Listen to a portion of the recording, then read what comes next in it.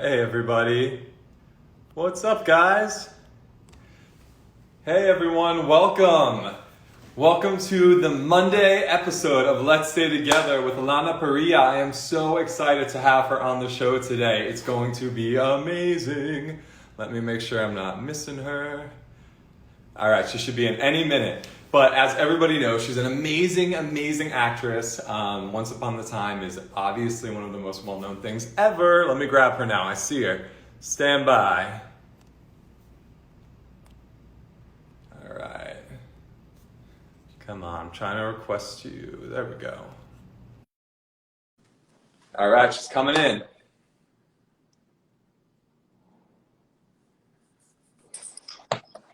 Hey, Lana. Hi, How are you doing? I'm awesome. How are you? I'm good. Well, it just got massively dark outside here in New York City, so it's a little thundery out now. It was snowing the other day, wasn't it? Oh yeah, we got snow in May. That's crazy. I know. That is It's insane. crazy. It's It's super insane. crazy hot here in Oh, is LA. it? Oh my God. All right. Well, you look good. I see the hair working. I like what I see. Good to see Thanks. you. Oh my God, thank you. I decided to sport my new t-shirt. I So we'll love talk it. about that later. Yeah, we are. I'm loving the whole line, but thank you for joining. So, Lana, I created this show because with everybody social distancing and self-isolating, anxiety is at an all-time high, and I wanted to give people every day a daily dose of inspiration, and you are somebody who inspires so many, so thank you for being here. Oh, my pleasure. Thank you for having me. It's so lovely to meet you. Oh, of course. And guys, I see you're all super excited. So if you have any questions, leave them in the comment section and I will keep my eye on them throughout the interview and I'll definitely get to asking a few, but I would love to jump in if you're ready. I'm ready. All right. So I'm going to go on record right now and say that you are one of the most talented actors, period. Like the work you do, the things that we all got to watch you do on TV for years and years and years. I mean, it's like extraordinary. It blows my mind. And I think that's why, one of the many reasons why so many people connect with you and your artistry in such a big way. But I want to bring it back for a second. I would love to know when you had that aha moment and said, all right, I need to become an actor. Like it's happening. Oh my gosh, that actually aha moment probably really hit me at 19 years old. Okay. But I had been pretty much training my whole life.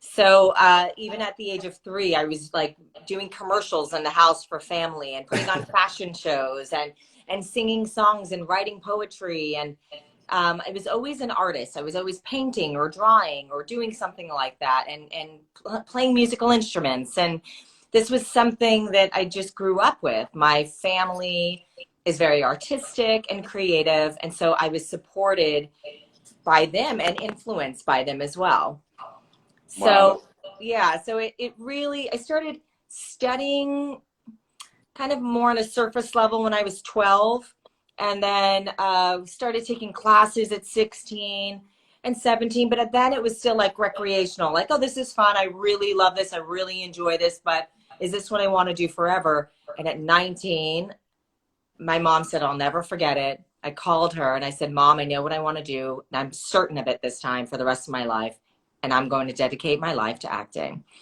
That's amazing. And Yeah. you've been working steadily in this business for, 20 plus years. And I know a lot of people met you on Once for the first time and you would get the question, oh my God, it's like an overnight success story. But you were like, no, no, no, no. I've been putting in the work, right? Yeah. I've been putting in the work for a really, really long time. And Once Upon a Time was my 7th series, and lucky number 7. Yeah. And it was the one that really hit and touched the hearts of so many. So it was the show that put me on the map and gave me the most recognition. But I love your work ethic. And I know I just saw a comment fly by that there's a lot of aspiring performers on here. But really this question is for anyone, aspiring to be anything in their life, who just has a dream and wants to go for something. What advice do you have about the importance of putting in that work and working on your craft, whatever that might be? Well, I think working on your craft is the most important because it gives you the confidence that you need to move forward in any field that you're interested in.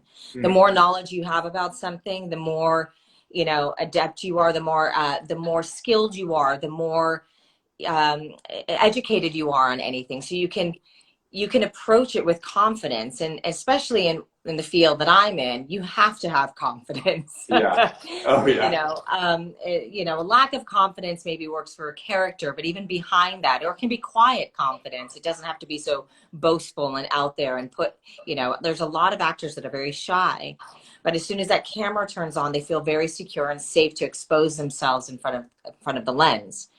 I kind of vacillate between the two. Sometimes they're very quiet. I like to be like in a corner, and I don't really like to socialize too much. And then sometimes I do. Sometimes I can't stop socializing. So it varies for me. But the importance of craft is everything. And I think it's critical to study before you approach anything. And my studying, I would say I studied probably for a good 4, 5, 6 years before I really put myself out there and went on my first audition. Like I said, you put in the work, which is a very valuable lesson to many people. And now, shifting gears to talk a little bit about Once for a bit. I have to tell you, this is particularly an important show for me and my husband, Gio. When we got married 4 years ago, my sister officiated our wedding, and we said, have fun, create whatever ceremony you want to do. We were like the easiest people to get married. And in her opening remarks, she talked about the things that we enjoy to do. And in our wedding, like ceremony, forever and ever documented, she says, cuddling on the couch, watching one of your favorite shows, Once Upon a Time. So you were in our wedding. Oh my God, that's amazing. Yes. So Yes. glad you didn't tell me about it beforehand, because I would have crashed it. It was a great Miami wedding. But anyway, it was Congratulations. That's amazing. That's a beautiful story. Thank you for sharing that with me. Oh, thank you, thank you. But it shows your reaches is far and wide. And I know through playing Regina slash the Evil Queen, that's when everyone suddenly became Team Lana. I think it was a trending hashtag at one point, I do remember that. Yeah, and it's pretty amazing. And I know the opportunity to audition for the show came up in an interesting way, how you kind of got the part and how it all happened for you. So I would love for you to share that. It was very interesting. Veronica Rooney, who was our casting director, called me in for another project. And the audition was for a trauma surgeon. There's one part of the story that not many people know. This was my second read for this trauma surgeon. And I thought, I just did a TV show where I played and was hired by Jerry Bruckheimer. I played a trauma surgeon. Why am I even casted, not testing, but reading for this rather? And I thought, I proved myself once. And Right. I said, okay, well, whatever. I love auditions. I really do, because I just love to play. So I went in there for the second time and read this 2-page monologue. And at the end, Veronica looked at me and said, I have another project for you. I want you to audition for the Evil Queen for this show called Once Upon a Time. And all I could think of is, I was just like speaking in doctor terminology, like trying to save a life. But now you want me to audition for an Evil Queen? Like, what did you see in me? And she said, you're a good storyteller. Ah. And I thought, okay. And she said, I want you to take a look at the script. And it's not what you think. There's a lot of people that think, oh, this is like campy, over the top, really theatrical, but it's not. It's as grounded as human as you can be when it comes to telling a fairy tale story.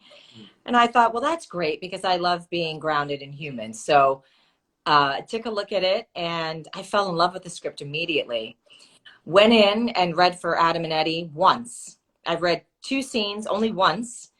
And they both looked at me and said, thank you. And I said, well, do you want to see it again or anything? Any notes? And they said, nope, we're good. And I walked out, and I thought, well, see what happens. Before I got to my car, I got a phone call.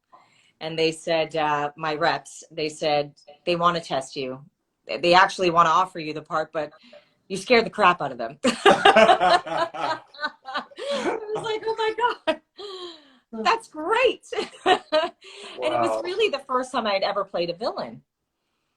So this was a new thing for me. I was always the like very vulnerable, heartfelt, and broken, character, or someone who was saving a life. I'm really good at rescuing people.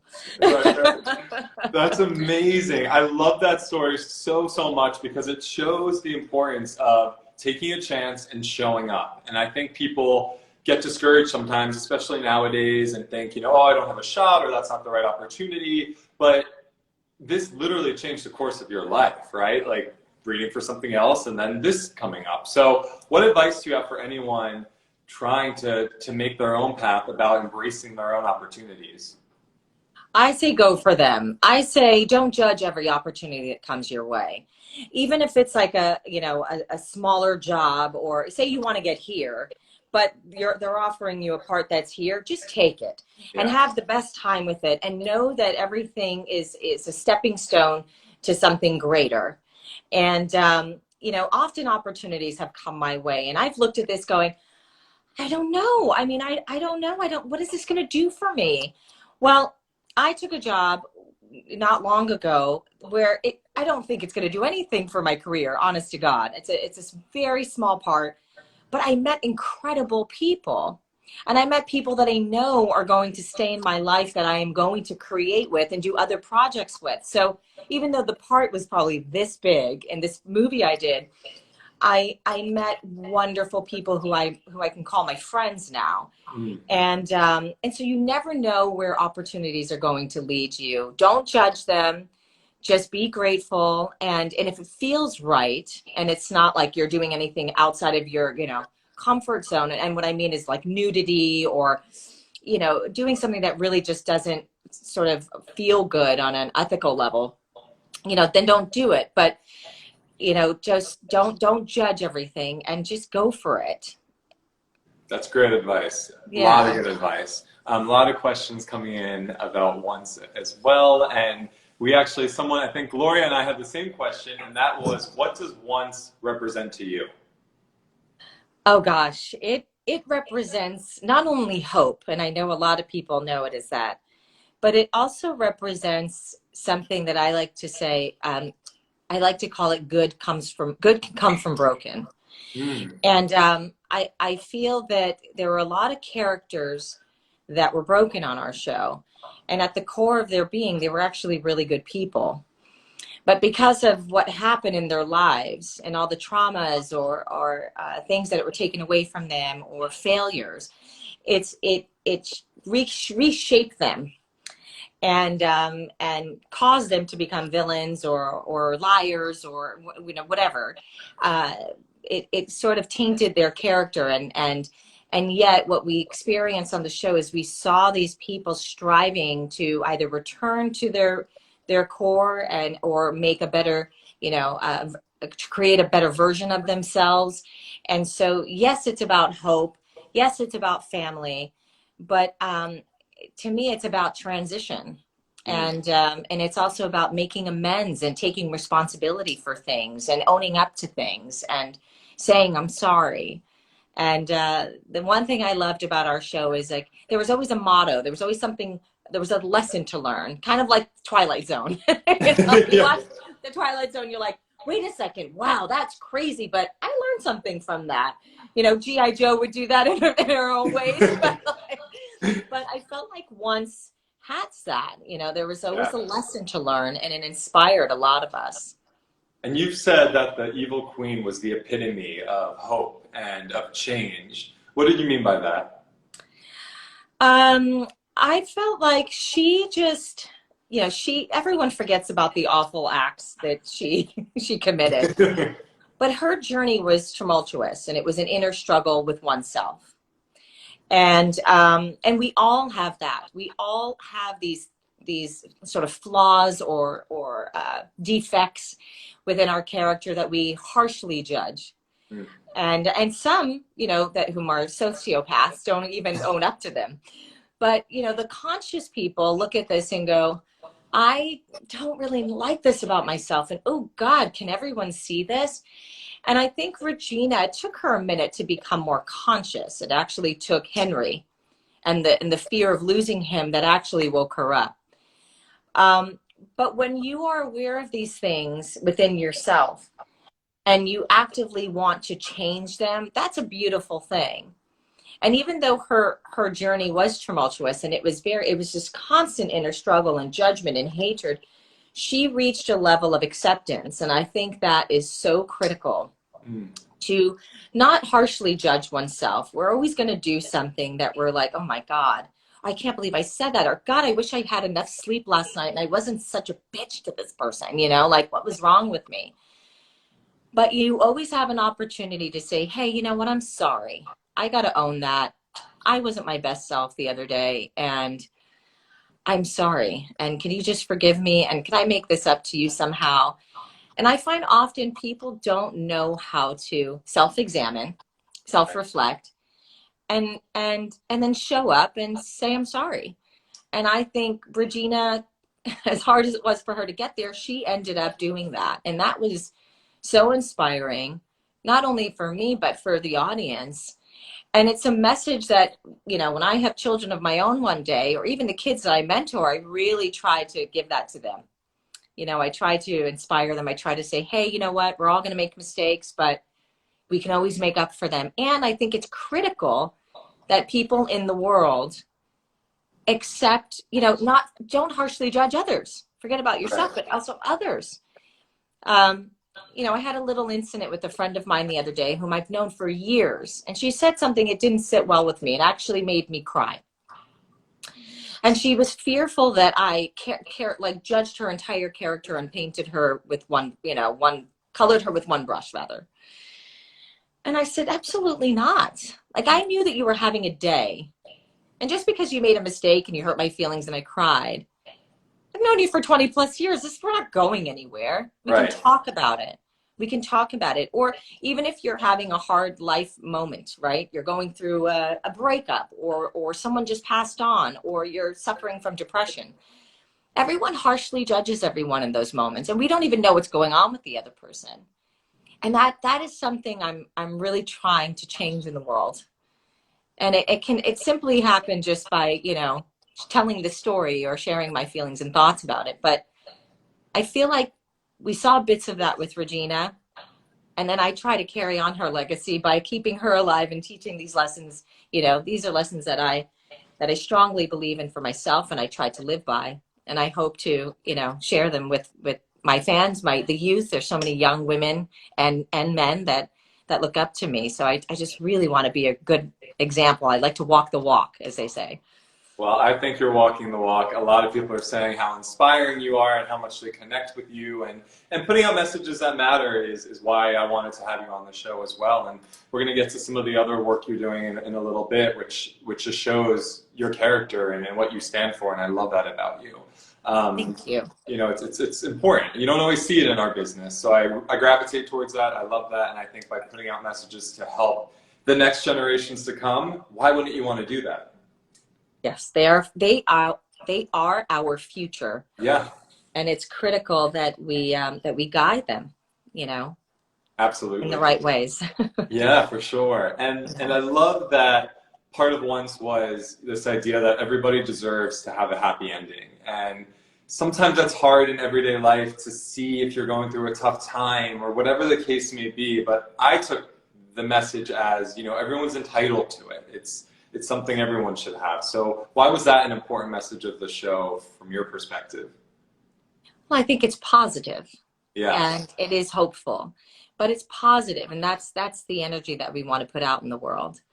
And, you know, often people think of a happy ending as being with a partner, you know, having a loved one, but like being in relationship in that way, in an intimate partnership. And that's part of it, but there's a lot of people that aren't in intimate partnerships that are really, truly, truly happy. My mother is one of them. She goes, I never want to be with a man again. I'm done. You know, and it's like, Mom, but you know, he's so great. She's like, I'm not interested. And she's truly, truly happy because she's truly happy with herself. Yeah. And so that happy ending doesn't necessarily have to be, first of all, it's so much pressure to put onto another person to say, you have to make me happy. I need you to be happy. It really does, as cliche as it sounds, it starts within. And if you do the work on oneself and you really, truly love and celebrate who you are, that is going to create happiness. And then you're going to attract the right person. Because when you're operating on that frequency, you're going to find that person that matches you. Yeah. And then you can create a happy life together. But it's a very important message and often gets misconstrued. So I really think it's important because I'm single right now. And, I won't be forever. I know that there's someone out there who I'm going to jive with. I can't believe it just said jive. But I'm gonna gel with. We're gonna see eye to eye, and that person will come. But right now, even without them, I'm very happy. I have a beautiful family. I have beautiful friends. I have my dog is everything to me. My health. I mean, my home, when I really take the inventory, I'm pretty blessed. And so it's important that we practice and look at what we already do have and celebrate that. And that promotes happiness. I could not agree with you more. And somebody just wrote Lana for president. Just saying. That's a lot of responsibility, but thank you.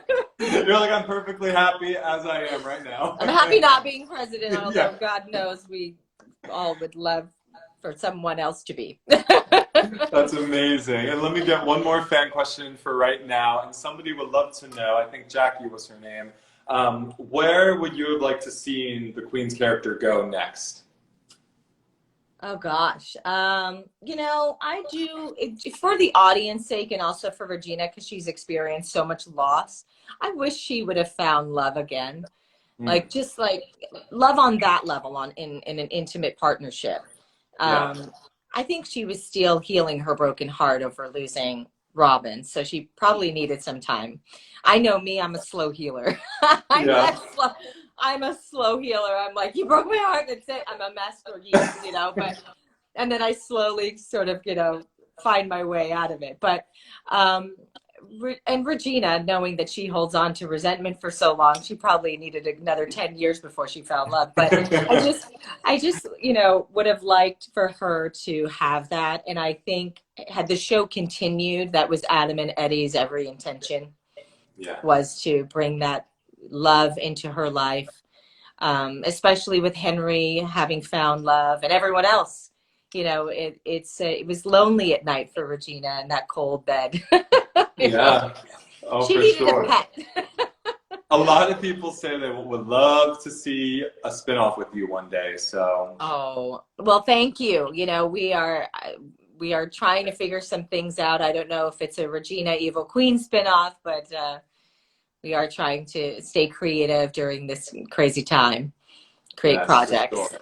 Yeah. And that was such a big part of your life for 7-ish years or so. I can only imagine what it must be like when you wrap something like that up and you have to kind of rediscover who you are, who Lana is as a human being again after playing somebody else so intensely for so many years. What was that process like for you? Oh God, it was horrible. Was it? Not horrible because I had to get to know Lana again. It was just the transition. I'm not good with, I promote change. I love change. I'll preach about it, but I am not good at it. I'm like, wait a minute. Right. I'm a double Cancer, which means I'm very maternal. I'm very nurturing. I like to nest. I like my home. I like everything has a place. Yeah. So it was a massive transition for me.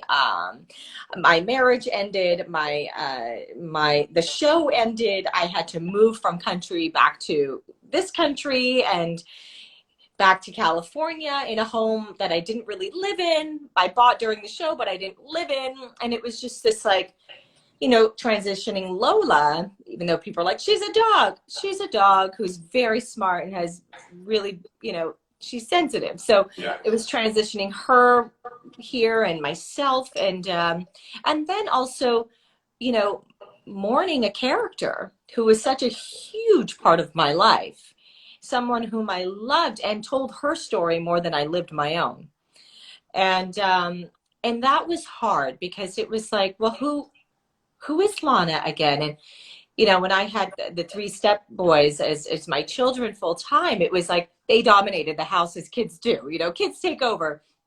I stopped listening to my music. I stopped playing my records. I stopped doing so many things that I had to sort of, force myself into doing. So it kind of felt like, oh, wait, no, wait, I used to like this. I did this all the time. And then it was also fun. It was also like, wait a minute, I can take myself out on a date and like go on a Lana date with self and like, what did I used to do that I didn't do for 7 years? I can now do again. And so it's been a really interesting journey. There's been obviously some great highs and some low lows, but I feel like after, X amount of years now, it's probably been 2 years, I guess. I feel like I'm in a really good place. I had a whole ritual around Regina and letting her go and thanking her for letting me tell her story for 7 years and honoring her and really just, sort of signing out of character.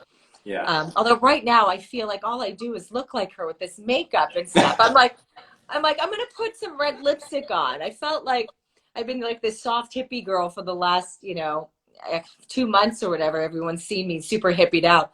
And then I was like, I want dark lips and I want like black eyes. And then I was like, oh, I'm going to wear a slip dress. And I'm like, no, I'm going to wear this. And now all I look like is the evil queen. Like, what did I just do? It's working, though. It's working. Great. Lana, you shared a really moving Instagram post, I guess shortly after you wrapped, not too long after. And it resonated with so many people. And in fact, I've seen a few people say, that Instagram post she did helped me. And if you're cool with it, I would love to bring up something you said in it. Sure. And you wrote, I'm no longer married, I'm no longer a stepmother, I'm no longer a queen, I've started over. Why do I feel the need to share? Because this is my truth, and for all of those who are struggling, know you are not alone. I'm going to cry because that is such a powerful thing to say to so many people. It's raw, it's brave, it instantly helps anyone who feels alone in any capacity and like they're struggling. What gave you the strength and made you want to share something so personal? I have often been approached by fans about, what's next? What are you doing next? And a lot of my fans, and I want to thank those whom are listening, thank you for not asking me such personal questions, which was, what happened in your marriage? Are you and Fred still together? What's going on there? But I could feel it because we were pretty public about our relationship and because we were just so in love and so happy and wanted to share it, But then that image sort of died and no one was seeing that anymore.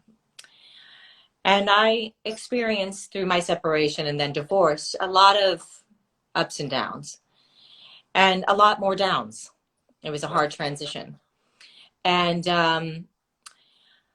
I felt like all I see on Instagram is happy pictures of people and, vacationing here and doing that. And I was doing the same, but it wasn't how I always felt. Mm.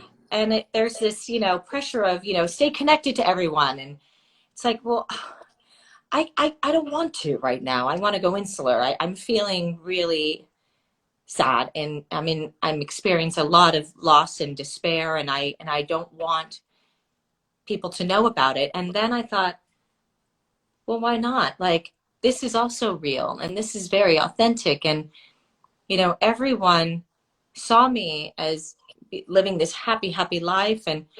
But now I wasn't very happy and I needed to share that too. And I wanted people to know that, us celebrities look like we have these ideal lives with the homes and the cars and the flashy outfits and the jewelry and the this and the hair and the makeup. And, it's a facade. A lot of it is real. A lot of it is authentic. And in these moments, we are having fun at these parties and stuff. But sometimes we have to do these things and it's the quote unquote job. Right. And I felt like we are influencing our youth. People are watching this going, I'm not enough because look at them. And it's like, no, we don't we don't see what's going on underneath all the time. And even though I didn't expose so much, I exposed enough to let people know that, hey, I am broken too. And I am sad, and I am struggling, and I am human. And if you are feeling any of those things, know that I'm with you and we're in this together and it's okay. And also know that I'm living proof that, you know, this too shall pass. And often we think it's like, this is the end all. I'm going to be stuck in this forever. And it's as long as you choose it to be, like whatever the feelings are, the despair, the depression, you know, sometimes the emotions are so overwhelming and they have to work their way through the body and the mind and the heart. But there is hope at the end. And if you focus on that and you are actively trying to create a new reality for yourself, you can get there. And it just really takes switching the mind. But I wanted people to see this other side of me, because I know from talking to a lot of my fans and hearing their stories that they do suffer from depression. And they look at me and go, how do you do it? How do you keep it all together? How are you so perfect? And I'm like, honey, I am so far from. Yeah. And if I could give them that and they feel like, oh, the pressure's off, then I'm doing something right in the world. Absolutely. It's one of the greatest gifts you can give. And that's why so many people are commenting that you're just such an important example of a strong and, you know, independent and successful woman who, you know, shares things that matter in this day and age. And I think that's when social media becomes like the holy grail. It's when people use it for the good, right? And that's what you're doing in so many ways. So on behalf of everybody writing in and listening, thank you for being so real about things in your life and honest. Right. Thank you. Yeah. Thank you. Of course. My pleasure. And we had a great comment come in about failure, and you've talked a lot about, you know, how people need to not be afraid to fail, and it's kind of got this weird thing because now with social media and everything's perfect and everyone thinks things just happen. That's just not the case. So why does failure matter, especially for all your younger fans writing in? Oh gosh, because failure is actually great. Yeah. It's phenomenal because it's an opportunity to pick yourself back up and approach it again or do something different. And there's a lesson learned in failure. So you're not going to repeat the same mistakes, right? You hope not to. Hopefully. Often a lot of people do, and it Right. becomes the pattern. And people are afraid to confront the pattern. But I embrace this. I learn a lot about who I am. I feelings start to derive inside of me, or you know, new feelings are, and they're uncomfortable, and I have to deal with that. I'm like, oh, you're a little frozen. I'm going to wait there for a sec. I think other people can hear me, so that's okay. But I see you. Those feelings are scary at first, but they actually just make you stronger. Oh no, you're frozen again. I think you are. Are you there? Can you see me? I can hear you. Did I lose you? Yes, I'm here. I can hear you. Is it me or is it you? To me, you're freezing, but you're back now. Oh my gosh, you were freezing. We were both freezing in different ways. That's so weird. That's funny. You're back. Are you I see good you. now? I've heard you the whole time. Yeah, I've heard you the whole time. There you are. I know, Instagram Live. It's like the new way of TV. Is it me that's freezing or is it you? I see you freezing, but now I see you perfectly. Okay, good. Because you were freezing. I guess I thought it was your reception. It's fine. We're together. Let's stay together. Okay. But I heard you everything. I'm with you. I heard it all. Okay. So I just think failure is a really beautiful gift. I guess I'll wrap that up. I think it's a really beautiful gift, and it's an opportunity to grow and learn. Yeah. 100%. And that's another great message to put out there.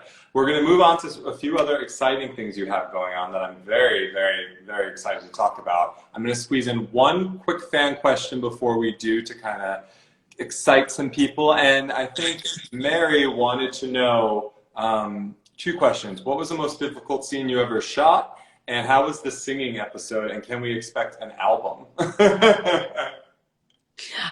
So the hardest scene I ever shot was the scene with my father when I meet him in the underworld and Regina has to confront him for the first time after she's killed him.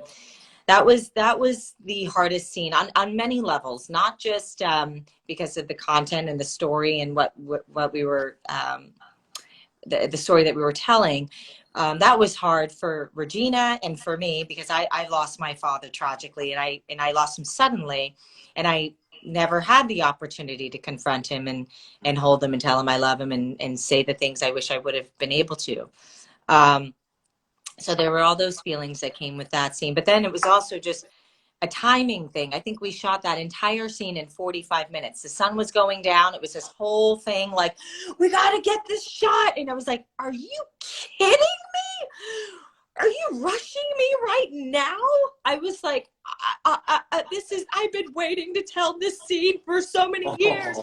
And it just was so rushed and it required just like, talk about skill. Like you have to kind of just go so internal and you're like block everyone out, all the camera crew, everybody, and just focus, like this linear focus, and just like go inward, and quiet and quiet everyone around you to the best of your ability. And it was beautiful. It turned out to be a beautiful scene. And the musical episode was amazing. I loved every moment of it. Every rehearsal, singing, being terrified to sing and just hiding behind the character and finding her singing voice and rediscovering the dancer in me. Oh my God, I loved it. I would do it all over again. We might see more from you in the singing, dancing world one day. One day, I hope so. Very, very nice. Now, I want to switch gears because, you use your platform for good in many ways, and you're giving back in an important way with Project Lead, which is one of your newer initiatives. So I would love for you to tell everyone a bit about Project Lead. Right. So Project Lead is a summer program for Black and Latino youth in New York City and predominantly Brooklyn. And we're educating the kids about COVID-19. So they are coming from these inner city kids living in these communities where there's a lot of health disparities and inadequacies. And they're going to be getting paid doing these summer programs because all the summer programming funds have been cut and non-existent. So we're raising about $75,000. So any amount is greatly appreciated to bring these kids on board, educate them. And the health experts are educating them, law enforcement are educating them, and then we are going to send them back into their communities and they are going to educate the people within their communities. So COVID-19 has really targeted the Black and Latino communities, and a lot of it has to do with the lack of education. They've lost jobs, there's no money, there's no programs, a lot of, food deliveries, I guess you could say markets or like Amazon, people aren't delivering to them. So, and their markets also don't have like the best quality food. So it's complicated. There's a lot of disparities, but this program is really to pull these kids off the street, educate them, give them hope, inspire them, pay them so they can go home and also contribute financially to their families. I love that. And how can people find the link? Where is it? Get involved. So you can go on at NYC Together on Instagram. You can also go to my page, and in my link in the bio, you can click on that, and it's a GoFundMe account, I guess, or a page rather, GoFundMe page where you can donate there. So on Lana Parrilla on Instagram, and just click on the link in my bio. And I think I saw something, which is maybe a little bit of some incentive for everyone out there that they could win a Zoom lunch with you. Yes, they So who wants to can. have lunch with Lana? Tell me about that. I mean, everyone. That's right. Thank you. Yes, I would love to have lunch with you. Is when you donate, you do get enrolled in a contest, and then a name will be selected out of a hat, and you will be the lucky winner to have lunch with me, and we'll have a great lunch. And as you can tell, I can talk and talk and talk, so who knows how long this lunch will be? Probably more than an hour. That's great. So, guys, make sure you check out that link. And the added bonus is you can have lunch with Lana if you do donate. And now I want to have a little fashion talk. So I see you wearing something. I I see you rocking a shirt, and I know you recently launched your new online boutique. Tell me about this. What do you got? What is it all about? Oh my gosh, this has been like a project that I've been working on for years.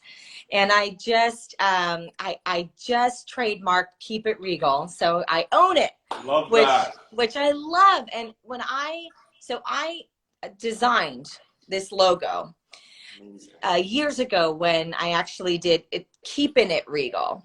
And then I started thinking, keeping it regal it didn't feel as permanent. I love Keep It Regal. It feels like it has longevity. Got like a punch too. Yeah, it's stronger, and it's fierce. And it means like, Keep It Regal means keep it true, keep it honest, keep it magnificent, keep it glorious, striking, just really being authentic, be in a positive state of mind. And when you're wearing these clothes, I want you to feel good. I want you to represent. I want you to keep it regal and protect yourself. Keep it regal and be responsible.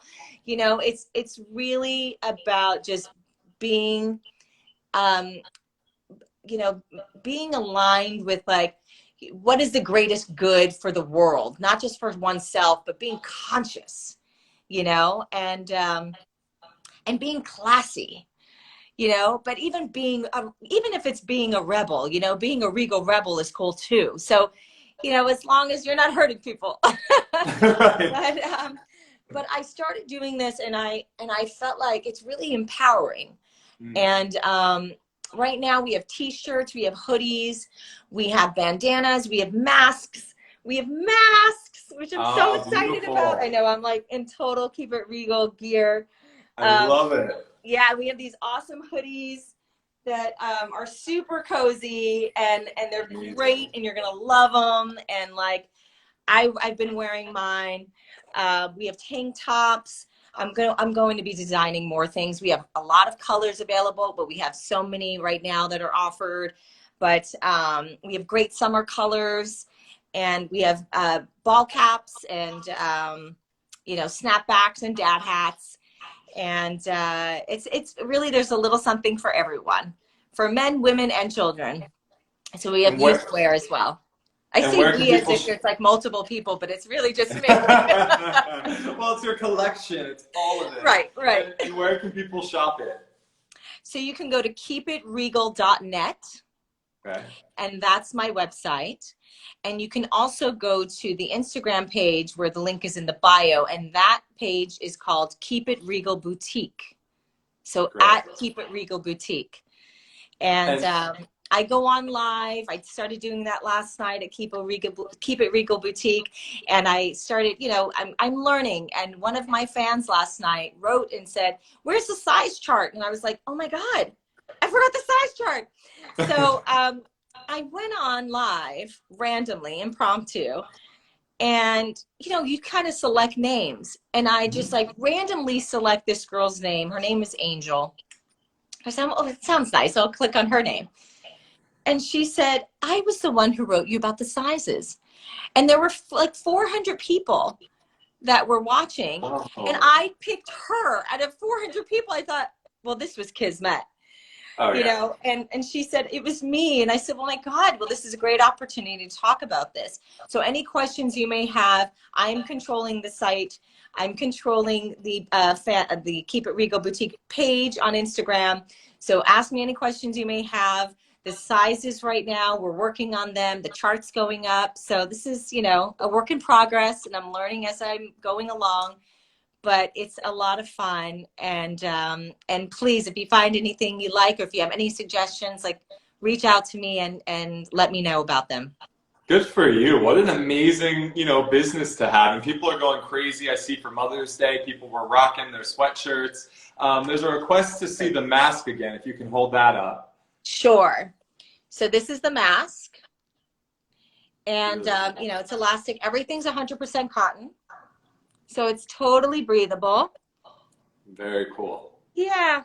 I know. I I'm love like it. super I know, fast. total gangster. I love it. And Yeah. are packages delayed with everything going on, or can people expect to get packages, You can expect, especially within the States, it's a bit easier. Okay. A little bit overseas, we have to be mindful of, the airfare. Like, I'm not airfare, but planes aren't really flying very much right now. But we are getting stuff overseas, so it might just take a little bit longer. So I can just please ask you for your patience, to be patient with us as we get your items to you. If you're in the States, it's going to be easier. You'll get them sooner than people overseas. Perfect. And Yeah. Lana, when you think about the future, what types of things, projects, what excites you? Telling great stories with powerful, inspiring women. I am developing a TV show with two female friends of mine, and it's a big female cast, and we've been working on that for the last 2 years, and it's Wow. inspiring. I want to do a Broadway musical. I was working very hard to do Chicago and to play Roxy Hart, and also working on Velma. And it looks like we don't know what's happening there. So that's kind of up in the air right now. I love directing. I directed on Once Upon a Time, and I have a short that I'm working on. And I started writing a short, and I'm loving it. I'm actually starting a writing program in July for 7 weeks. Wow. Good I'm for all you. about education too. I love self-enhancement. I love growing. What more can I learn? How can I be better? So classes never end for me. I have been in class since I was 16 years old. And I still go to my voice classes before COVID. I still go to my acting intensive classes. I still take online classes. I just think we always have an opportunity to grow. We have this one life in this lifetime. Make the best of it, and celebrate your relationships, and feed you these relationships. The best thing that's come out of COVID, well, there's been a lot of great things, but one of them has been connecting with people who I didn't get to connect with as often. I speak to them more frequently. I'm spending more time with my family via Zoom, Yeah. and calling and checking in on them than I did when I could actually see them. So it's been amazing.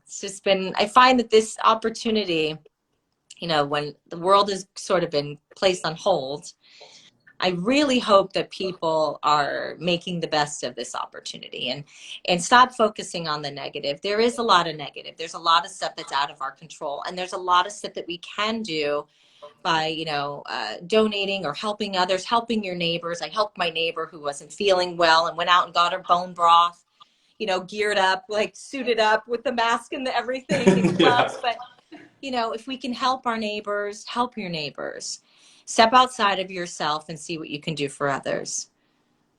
I love that. Important message to share. A lot of people are wondering if you would ever do a master class in some capacity. Possibly. I like That that would be idea fun. for you. I'm feeling that. Yeah. I love directing, and in my intensive acting class that I did, I directed the scenes that I was in, and I loved it. I love theater. I have a play reading night twice a month, actually, Tuesday nights, and we have about 8 to 10 people in the group, and we read these plays, and I love it. And maybe I will do one. I haven't really thought much about it, but maybe I will. And by the way, I meant for you to host one. Right. Okay. Yeah. Yeah, Yeah. like Yeah. to teach That could be people. fun. So, Yeah, yeah, you that could never be know. fun. You never I know. did a SAG thing once. This was years ago. I would say maybe in the second season of Once Upon a Time. And I spoke to all the actors there, and there was probably about 80 to 100 actors in the room. And I ended up just organically talking about the process and choices and sort of how to approach your craft. And I got a great response. So maybe I will do that at some point in my life. Yeah. Very, very cool. Thank you I'm for going to the take, idea. of course, everyone's writing in for it. Thank One you. more question from your fans, and then I have one last question for you. And I Yes. think I'm sorry, your name goes by so fast, so I can't recall your name, but the question was, how was it playing two versions of one character? I mean, it was a little bit on the civil side. Yeah, I I bet. felt like Tatiana Maslany a little bit in her show. Yeah. Although she dealt with it on a very different level than I did. God bless. I love that girl. She's awesome. I absolutely loved it. I had moments where I thought my head was going to explode, but overall, it was one of the most educational experiences of my career because I learned how to work with the camera in a different way. I learned what special effects were on a different level. Um, you know, just all that stuff with like, visual effects and special effects. And there was so much that went into that. It was a lot of hard work because I had to prep everything the Queen was doing and everything Regina was doing, rehearse both sides, and then coach my stand-in who Wow. was, me when I was, or who was Evil Queen when I was Regina, and who was Regina when I was the Evil Queen.